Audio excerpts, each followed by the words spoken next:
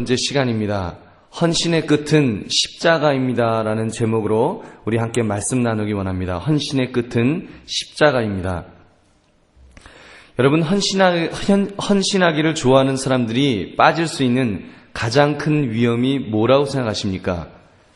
어쩌면 그 헌신을 통해서 자기 만족 또는 자기 사랑에 빠지는 것은 아닐까 한번 이런 생각을 해봅니다. 다른 사람에게 인정을 받거나 또 내 스스로 만족을 얻기 위해서 헌신하려는 것으로 변질되기 쉬운 것이 우리 죄성을 가진 우리 인간의 모습이라는 것입니다. 오늘 본문은 예수님의 헌신이 그 돋보이는 장면입니다. 많은 이적의 역사를 베푸신 후에 많은 사람들이 따라왔습니다. 그 속에서 사람들에게 인정을 받으시고 심지어 귀신들에게 하나님의 아들로 인정을 받으셨지만 예수님은 그들을 잠잠하라고 꾸짖으시면서 그들의 그 칭송을 이렇게 거부하시는 모습을 보게 됩니다. 우리는 오늘 말씀을 통해서 진정한 헌신자의 모습이 어떠한지를 살펴볼 수 있기를 바랍니다. 그러면서 나는 어떤 헌신의 모습으로 살아야 할지를 살피며 함께 은혜를 나누시는 저와 여러분 되시기를 바랍니다. 첫 번째로 보면 헌신은 열심히 일을 하는 것입니다. 그죠? 헌신은 열심히 일을 하는 것입니다. 마가복음은 예수님에 대해서 소개하면서 장황한 어떤 족보나 또는 어린 시절을 생략하고 있습니다. 무엇이 급했는지 예수님께서 세례받으시는 장면을 시작으로 해서 급하게 사역들을 소개하고 있습니다. 무려 이제 겨우 마가복음 3장을 가는데 예수님께서 세례받으시고 시험당하시고 갈릴리에서 복음 전하시고 어부들을 부르시고 더러운 귀신 들린 사람을 고치시고 베드로의 장모의 열병을 고치시고 많은 병자와 귀신들 각종 병든 사람들을 고치셨다. 지금 이 내용들이 1, 2장 안에 다 있습니다. 그 밖에 새벽이 밝기 전에 기도하시고 나병 환자 고치시고 중풍병자 고치시고 심지어 안식일에도 손 마른 사람을 고치셨습니다 하는 내용들이 여러분 이 짧은 1, 2장 이 짧은 성경 안에 이미 다 있다는 것입니다. 이러한 예수님의 사역의 모습은 헌신자의 열심 있는 모습임에 분명합니다. 오늘 본문을 보아도 그 8절에서 10절을 보니까 유대와 예루살렘과 이두메와 요단강 건너편과 또 두로와 시돈 근처에서 많은 무리가 그가 하신 큰 일을 듣고 나아오는지라. 예수께서 무리가 애워싸 미는 것을 피하기 위하여 작은 배를 대기하도록 제자들에게 명하셨으니 이는 많은 사람을 고치셨으므로 병으로 고생하는 자들이 예수를 만지고자 하여 몰려왔습니다. 지금 오죽 인기가 있고 열심히 일하셨으면 무리가 애워싸서 밀 정도로 사람들이 몰려왔다는 것입니다. 결국 예수님은 작은 배를 대기시켜서 감당하기 힘들 정도가 되면 피할 준비를 하라고 그렇게 명령을 내리신 것입니다. 사랑하는 성도님들, 예수님이 이렇게 최선을 다하시는 이 모습, 열심을 다하시는 모습, 우리가 이것을 먼저 배워야 될 것입니다. 예수님께서 왜 그렇게 열심히 일을 하셨을까요? 많은 이유들이 있겠지만 한 세 가지만 생각해 보면 먼저는 아버지의 뜻이었기 때문이 아니겠습니까? 아버지를 기쁘시게 해드리기 위해서 예수님은 그 공생애 동안에 그 분명한 대의 명분을 가지시고 최선을 다해서 일하셨을 것입니다. 또 한 가지는 예수님의 공생애가 제한된 기간이었음을 아셨기 때문입니다. 예수님에게 주어진 시간은 정확히 3년이었습니다. 시간이 한정되어 있음을 아셨기 때문에 더 열심을 내셨을 것입니다. 또 사역에 대한 결과, 보람이 있었기 때문이 아니었겠습니까? 당장 사역을 통해서 병자들이 회복되고 문제들이 해결되는 것을 보실 때 예수님의 마음이 얼마나 뜨거워지셨을까는 우리는 능히 상상할 수 있을 것입니다. 그러나 여러분, 예수님의 헌신에 있어서 반드시 짚고 넘어가야 할 부분이 있습니다. 그것은 예수님의 열심은 진정한 가치를 붙드는 그런 열심이었다는 것입니다. 그것을 우리는 예수님께서 마가복음 1장 35절에 새벽 아직도 밝기 전에 예수께서 일어나서 나가 한적한 곳으로 가사 거기서 기도하셨던 모습을 통해서 알 수 있습니다. 예수님은 사역을 하시면서 아무리 바빠도 기도하기를 게을리하지 않으셨다는 것입니다. 사역이 바쁠수록 더 기도하셨고 문제가 절박할수록 더 기도하셨습니다. 우리가 잘 아는 겟세마네 동산에서의 기도가 무엇입니까? 예수님의 사역의 마지막 장면 아닙니까? 특히 십자가에서 죽으셔야 하는 그 어마어마한 그 사역 앞에서 예수님은 기도로서 준비하셨습니다. 그러므로 예수님은 무엇을 위해서 일해야 하는지, 누구를 위해서 일해야 하는지, 어떻게 일해야 하는지를 분명히 아시면서 열심히 일하셨다는 것입니다. 여러분, 그렇게 볼 때 저와 여러분들은 어떻습니까? 여러분은 여러분이 헌신해야 하는 일에 열심을 다하고 있습니까? 첫 번째 질문은 정말 열심을 내고 있느냐는 것입니다. 과연 나에게 주어진 시간과 나에게 주어진 물질과 그리고 재능을 가지고 내가 얼마나 헌신하고 있는지, 내가 얼마나 열심을 내고 있는지 우리가 질문해 봐야 할 것입니다. 우리는 사명을 맡은 자들이기 때문에 맡은 자에게 구할 것은 충성이라는 말씀대로 우리는 최선을 다해서 충성을 다하여 일하는 저와 여러분이 돼야 될 줄로 믿습니다. 다만 한 가지 우리도 주의해야 할 것이 있습니다. 여러분, 열심이라고 다 괜찮은 것은 아닙니다. 때로는 우리의 열심이 우리의 영혼을 삼키는 열심이 될 수도 있기 때문입니다. 어떤 경우를 말합니까? 여러분, 열심을 내는 것을 보면 대의 명분이 있기 때문에 우리도 열심을 내는 것입니다. 대의 명분이 분명하면 피가 뜨거워집니다. 피가 끓기 시작하면 무슨 일이든지 할 수 있을 것입니다. 심지어 그 일을 위하여 죽을 수도 있습니다. 더구나 그 일이 제한된 시간에 해야 된다면 더 마음이 급하지 않겠습니까? 주님의 재림이 도적같이 임할 것이기 때문에 또 내 개인의 종말이 언제인지 알지 못하기 때문에 우리는 최선을 다할 것입니다. 여러분, 그렇게 최선 다하는 거 좋습니다. 최선을 다하십시오. 얼마나 마음이 급하게 그 일을 해야 되겠습니까? 거기다 사역의 현장에서 보람을 느끼게 되면 그때는 보이는 것이 없을 것입니다. 정말 내 사역을 통해서 주님의 몸된 교회가 건강해지고 누군가가 힘을 얻고 회복이 되고 이런 것을 보게 되면 눈이 뒤집히게 될 것입니다. 정말 잠자기도 싫고 그냥 일하고 또 일하고 싶은 그런 마음이 들 것입니다. 사역에 미치게 될 것입니다. 그러나 그때 조심해야 될 부분이 분명히 한 가지 있습니다. 그것은 하나님과 깊은 기도의 교제를 나누는 것입니다. 여러분, 이 기도는 우리가 기도하는데 무조건 기도할 수 있습니다. 기도하는데 열심히 사역하면서 사역의 능력을 달라고 기도할 수 있습니다. 그래서 사역의 더 부스트업이라 그러죠. 이렇게 더 힘을 얻기 위해서 힘을 달라고 기도할 수도 있지만, 그렇게 능력 달라는 기도도 중요하지만 그 이상의 기도를 해야 될 줄로 믿습니다. 사역에 열심을 내는 것만큼 하나님과의 깊은 교제의 시간입니다. 브레이크의 시간이 있어야 됩니다. 이렇게 자기 반성의 시간, 자신의 사역에 열심을 내는 것만큼 그 자신의 사역을 돌아보는 시간이 함께 있어야 한다는 것입니다. 이 말은 사역에 열심을 낼 때마다 하나님께 여쭈어 보는 것입니다. 하나님, 내가 잘하고 있는 것일까요? 하나님, 이 일이 과연 하나님 기뻐하신 일이 맞는가요? 내가 혹시 열심을 내다가 내가 혹시 다른 길로 가고 있진 않는지요? 제가 혹시 지나친 부분은 없는지요? 하나님에게요, 끊임없이 여쭈어 봐야 합니다. 우리가 열심을 내면 흥분합니다. 우리가 사역에 미치면 흥분합니다. 흥분하면요, 우리가 궤도를 탈선해도 탈선한지 모르고 달려갈 수 있기 때문에 여러분, 우리가 열심을 낼수록 더 주님 앞에 깊은 기도의 교제를 할 수 있는 저와 여러분 되시기를 주님의 이름으로 축원합니다. 때로는 우리의 열심이 진정한 열심이 아닐 수 있기 때문입니다. 자기 욕심, 자기 사랑에 빠져서도 얼마든지 열심을 낼 수 있습니다. 제가 지금 하는 이야기가 여러분 좀 의아하게 들리실 것입니다. 근데 김남준 목사님이 쓰신 게으름이라는 책에 보니까 게으른 열심도 있다라는 그런 이야기를 읽었습니다. 만약에 매일 텔레비전만 보시는 아저씨가 게으른 아저씨지요. 아침부터 일어나서 텔레비전 보고 저녁까지 텔레비전만 보고 그저 새우깡이나 먹으면서 텔레비전만 보는 아저씨가 어느 날 텔레비전이 망가진 것입니다. 그러면 그 아저씨가요, 딴 때는 세수도 안 하고 텔레비전만 보던 아저씨가 갑자기 그날 아침요, 새벽같이 일어나갖고요, 열심히 옷을 입고 단장하고 그리고 텔레비전을 들고, 평소에는 정말 연탄 한 장도 안 들던 아저씨가 그 무거운 텔레비전을 들고 용산상가까지 달려갈 것입니다.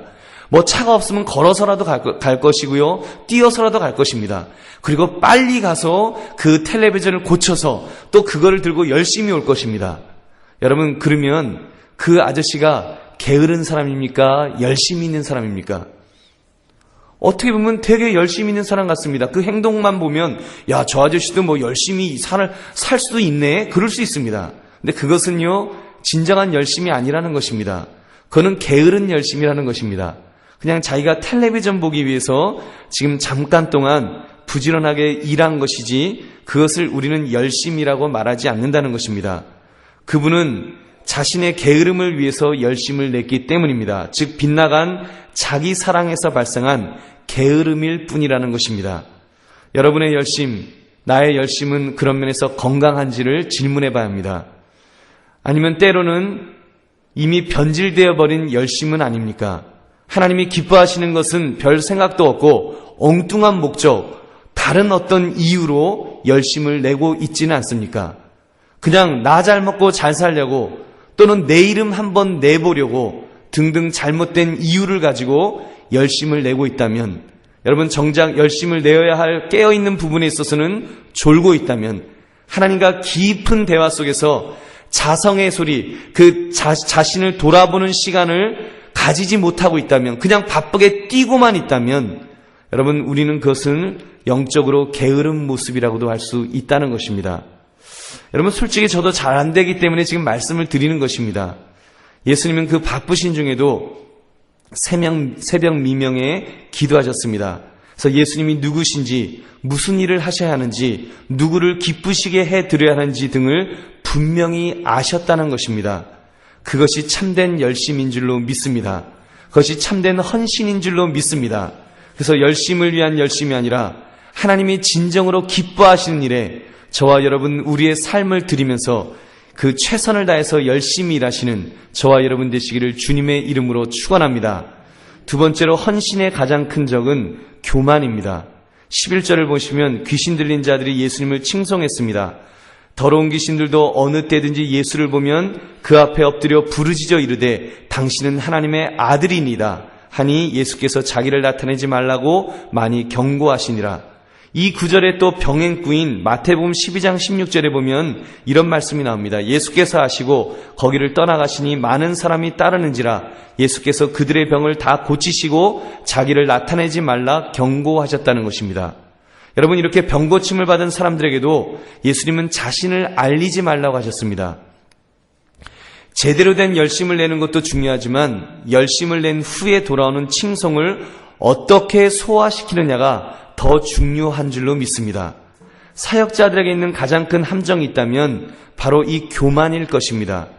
열심을 제대로 내면 당연히 그 열심에 대한 열매가 있기 마련입니다. 그 열심으로 인하여 인정을 받게 되어 있습니다. 예수님의 경우를 보면 사람들뿐만 아니라 귀신들까지 예수님이 하나님의 아들이신 것을 인정하고 있다는 것입니다. 그보다 더 큰 영예가 어디 있겠습니까? 사실 예수님이 병자를 고치시고 말씀으로 가르치신 그 이유가 예수님이 하나님의 아들 되심을 증거하기 위한 것 아니었습니까? 예수님이 얼마나 하나님의 아들 되심을 증거하기를 원하셨습니까? 그리고 많은 경우 예수님은 자신이 하나님의 아들이심을 가르치셨습니다. 실제로 그렇게 가르치셨습니다. 심지어 여러분 기억하십니까? 베드로가 예수님 향해서 뭐라 그랬습니까? 주는 그리스도시요 살아계신 하나님의 아들이시니라. 그 고백이 있었습니다. 예수님은 그 고백을 듣기를 원하셨습니다.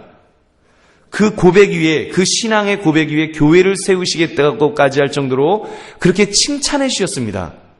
근데 왜 오늘 본문에서는 그런 것을 나타내지 말라고 경고하셨을까요? 여러분 그 이유는 지금 칭찬이라고 다 같은 칭찬이 아니기 때문입니다. 때로는 칭찬이 그 사람을 넘어뜨리게 할 수도 있습니다. 지금 이 경우는 병자를 고치고 귀신을 쫓아내는 소위 막 이렇게 들뜬 상황에서 하나님의 아들이야, 저분이 하나님의 아들이구나라는 것이 증거되어지면 어떤 일이 벌어졌겠습니까? 더군다나 귀신 들린 사람들까지 저분은 하나님의 아들이다 하면서 막 떠받들어 올려줬으면 어떤 상황이 벌어졌을 거라고 여러분 생각하십니까? 그래서 신으로 모시며 결국 자기들이 기다렸던 메시아로 인정하려고 하지 않았겠습니까? 그러나 그 메시아가 어떤 메시아입니까? 그들이 생각하는, 이스라엘 백성들이 생각하는 메시아, 만약에 지금 이 상황에서 막 귀신들까지 당신은 하나님의 아들입니다라고 하면 백성들이 흥분해서요, 당신은 우리의 메시아입니다. 정치적인 메시아입니다. 당신을 중심으로 우리는 지금 바로 로마 군대에게로 쳐들어갑시다. 우리 지금 무기를 들고 쳐들어가서 우리 이 로마의 압제로부터 우리를 구원해달라고 틀림없이 그를 왕으로 세우려 했을 것입니다. 여러분, 예수님은 그것을 아셨습니다. 그런 어줍지 않은 영광을 위해서 예수님이 오신 것이 아니기 때문에 그까지 이스라엘 백성들, 그 사람들 구원하시기 위해서, 정치적으로 그 사람들 식민지에서 구원하시기 위해서 오신 것이 아니기 때문에, 그런 어줍지 않은 영광 때문에 오신 것이 아니기 때문에 예수님이 지금 잠잠하라고 하시는 것입니다. 오히려 그것이, 그 칭찬이, 그 영광이 궁극적인 하나님의 목적을 방해하고 있기 때문에 그 귀신들로 하여금 잠잠하라고 말씀하셨습니다. 사랑하는 성도님들, 여러분이 열심히 일하신다면, 그래서 내가 교회에서 이만하면 괜찮은 사람이야 라고 생각이 되신다면 반드시 교만을 경계해야 될 줄로 믿습니다. 그 칭찬은 다른 사람의 입을 통해서 나올 수 있습니다. 그리고 환경이 그렇게 말해줄 수도 있습니다. 그래서 역시 당신은 괜찮은 사람이야. 나는 정말 괜찮은 사람인 것 같아. 우리 한강교회에서는 내가 아니면 안 될 것 같아. 역시 나는 최고야라는 생각이 여러분 내 마음속에서 자꾸 든다면 우리는 그것을 경계해야 될 것입니다. 또한 여러분 안에 내면의 소리로 들려올 수도 있습니다. 넌 너무 괜찮은 사람이다. 정말 하나님은 제대로 사람을 선택한 것 같다. 제대로 내가 물을 만났구나. 여러분 그렇게 착각할 수 있습니다. 그래서 내가 최고다라는 생각이 들기 시작하면 여러분 그것은 교만의 죄에 빠지는 것입니다. 그런 소리가 여러분의 마음을 교만하게 만들고 있다면 그것은 귀신의 소리인 줄 여러분 믿으시기 바랍니다. 그것은 사단의 소리입니다. 그 소리가 여러분이 섬기는 목사의 입을 통해서 나온다고 할지라도 그것은 사단의 소리일 것입니다. 여러분을 교만의 자리로 넘어뜨리는 그런 칭찬의 소리라면 우리는 그것을 경계할 수 있는 저와 여러분 되시기를 주님의 이름으로 축원합니다. 그리고 우리가 하나님 앞에 정말 귀를 막으면서 하나님 앞에 회개할 수 있는 저와 여러분 되시기를 바랍니다. 나 같은 자가 하나님 앞에서 범죄하고 있다고 여러분 괜히 그 어줍지 않게 일 좀 하려다가 여러분 하나님 가장 미워하시는 그 범죄, 교만의 죄를 짓는다면 그거 얼마나 끔찍합니까? 여러분 죄 중에 가장 무서운 죄가 뭐라고 생각하십니까? 저는요 성경을 보면 제일 무서운 죄는 물론 불신죄겠지만 그 용서받지 못할 죄가 불신죄가 되겠지만 아마 우리가 인간이 짓는 죄 중에서 교만죄라고 생각합니다. 내가 무엇이 된 것처럼 생각하는 죄, 내가 다른 사람들 위에 있고 내가 집사들 위에 있고 권사들 위에 있고 장로들 위에 있고 심지어 목사 위에 있고 그리고 교회 위에 있다고 생각하는 그 생각, 그것은 여러분 굉장히 무서운 죄입니다. 우리가요 자칫 우리가 그 사단의 소리에 내가 또 내 내면에서 그렇게 들려오는 소리에 우리가 착각할 수 있습니다. 열심을 내면 착각할 수 있습니다. 열심이 없으면 착각을 안 하지만 열심을 내면 착각할 수 있습니다.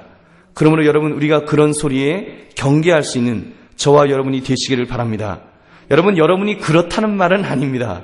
그러나 여러분이 진정으로 열심을 내게 된다면 반드시 이 시험은 여러분에게 올 것입니다. 한 번씩은 우리에게 찾아올 것입니다.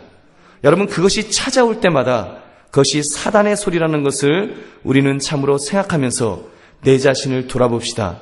그러면서 또 내 자신을 낮추고 또 낮추고 우리는 하나님 앞에서 서 있어야 합니다.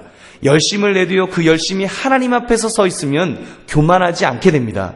근데 하나님 앞에 서 있지 못하기 때문에 자꾸 사람 앞에 서려고 하기 때문에 사람 앞에 서서 나를 바라보니까 그리고 내가 괜찮은 사람이라고 생각하고 사단의 소리에 우리가 넘어가는 것입니다. 그러므로 우리는 늘 주님 앞에서 열심을 내면서 하나님 앞에서 늘 내 자신을 돌아보고 쳐서 복종시킬 수 있는 저와 여러분 되시기를 주님의 이름으로 축원합니다.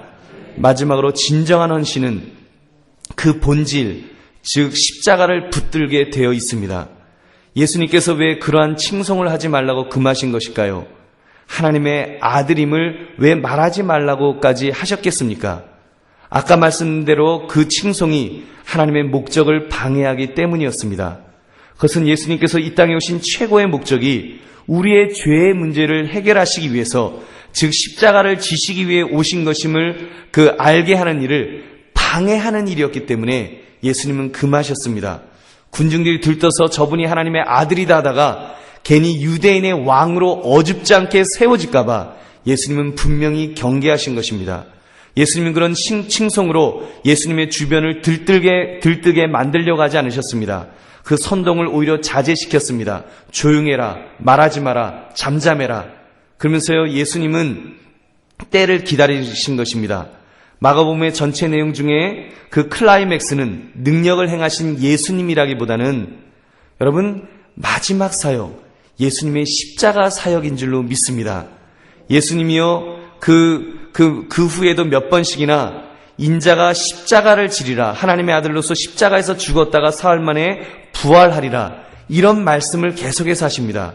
예수님께서 하나님의 아들 되심을 스스로 증거하셨습니다. 근데 증거하셨는데요, 다른 때 증거하셨습니다. 이렇게 막 사람들이 들떠 있을 때, 인간적인 왕으로 세우려고 할 때 그때 증거하신 것이 아니라 차분할 때, 진정한 의미가 무엇인지를 깨달을 수 있는 그때 내가 인자가 하나님의 아들이라는 것을 증거하십니다. 하나님의 아들이라는 것을 증거하실 때는 십자가와 연결을 했습니다. 내가 하나님의 아들인데 이제 내가 죽으리라, 내가 죽었다가 사흘 후에 부활하리라, 내가 십자가의 형벌을 당하게 되리라, 이런 것들을 말씀하시면서 예수님께서 하나님의 아들이심을 증거하신 것입니다. 여러분, 그렇습니다. 진정한 헌신은 자기를 높이려는 것이 아닙니다. 진정한 헌신은 오히려 자기를 낮추는 것인 줄로 믿습니다. 그래서 예수님께서는 십자가가 드러날 때까지, 십자가에서 대속의 피를 흘리시는 그 사건이 드러날 때까지 예수님의 하나님의 아들 되심을 숨기시려고 하셨습니다. 그래서 예수님의 아들 되심을 드러나게 될 때는 예수님이 이미 십자가에서 죽으시는 형벌을 당하신 것입니다. 그 형벌을 통해서요, 예수님은 철저하게 낮아지심을, 진정한 헌신을 보여주신 것입니다. 영광스럽게 무슨 왕으로서 있는 모습이 아니라 정말 비참한 모습으로 죽어가시는 그 모습을 보이신 것입니다. 예수님이 뭐라고 말씀하셨습니까? 내가 주와 또는 선생이 되어 너희 발을 씻었으니 너희도 서로 발을 씻어주는 것이 옳으니라. 예수님이요, 마지막으로 보이신 그 본 중에는 제자들의 발을 씻기시는, 제자들은 서로 누가 잘났다라고 떠들고 있을 때 그들의 발을 씻기시면서 그런 본을 보이셨다고 말씀하지 않으셨습니까? 여러분, 그렇게 볼 때 우리의 헌신은 어떻습니까? 여러분의 헌신을 통해서 나는 낮아지고 예수님은 높아지고 있습니까? 세례 요한의 고백처럼 요한복음 3장 30절에 그는 흥하여 하겠고 나는 쇠하여 하리라고 하는 그런 고백이 바로 저와 여러분의 고백이 돼야 될 줄로 믿습니다. 그런 고백이 진정한 헌신은 자신을 높이는 것이 아니라 하나님 아버지를 높여드리는 것이라는 사실을 우리는 결코 잊지 않기를 원합니다. 그래서 우리의 헌신의 끝은 바로 십자가로 종결되어질 수 있는 그런 헌신을 감당하시는 저와 여러분 되시기를 주님의 이름으로 축원합니다. 말씀을 맺습니다. 예수님을 믿는 사람들에게는 누구에게나 헌신이 요구될 것입니다. 그리고 그 헌신의 요구대로 최선을 다한 사람에게는 마땅히 칭송이 따를 것입니다. 그 칭송이 그 자리를 너무 빚내어서는 안 될 것입니다. 굳이 칭송을 받아야 된다면 우리 하늘나라 가서 받으면 얼마나 좋겠습니까? 여러분, 우리가요 정말 그런 일이 있을 때마다, 그런 우리가 헌신하며 우리가 충성을 다할 때마다, 칭찬이 올 때마다 오히려 그 칭찬을 싫어하고 오히려 나를 감추면서 여러분 정말 하늘의 그 칭찬, 하늘의 칭송, 하늘에서 받을 상급을 기대한다면 여러분 그것처럼 귀한 것이 어디 있겠습니까? 여러분께서 이 땅에서는 맡은 자에게 구할 것은 충성이라는 말씀대로 우리는 충성만 할 수 있는 저와 여러분 되시기를 바랍니다. 예수님이 그렇게 사시지 않았습니까? 예수님은 오히려 내가 주와 또는 선생이 되어 너희 발을 씻었으니 너희도 서로 발을 씻어주는 것이 옳으니라라고 말씀하셨습니다. 심지어 십자가 위에서 하체를 다 드러내시고 그 모진 고문과 모욕과 고통을 당하시면서 피 흘려 마지막 헌신의 본을 보여주셨습니다. 그렇다면 저와 여러분들도 그런 자세를 가질 수 있기를 바랍니다. 여러분, 어줍지 않은 칭찬에 우리 마음 빼앗기지 마시고 어줍지 않은 일을 해놓고 내 이름 내려고 너무 노력하지 맙시다. 우리는 충성, 헌신한 후에도 우리 자신을 드러내는 것이 아니라 우리의 시선을 예수 그리스도에게로 돌릴 수 있기를 바랍니다. 그러면서 내가 충성하는 이유는, 내가 헌신하는 이유는 저분 십자가 위에서 나를 위해서 죽으신 주님을 바라보면서 주님께서 그렇게 헌신하셨기에, 주님께서 피 흘려 일하셨기에 나도 그렇게 일하기를 원합니다. 내가 구태여 칭찬받기를 원한다면 저분에게 받기를 원합니다. 내가 상급 받기를 원한다면 저분에게 받기를 원합니다. 우리가 이렇게 고백하면서 우리가 이렇게 그런 일에 우리 자신들을 드릴 수 있는 저와 여러분 되시기를 바랍니다.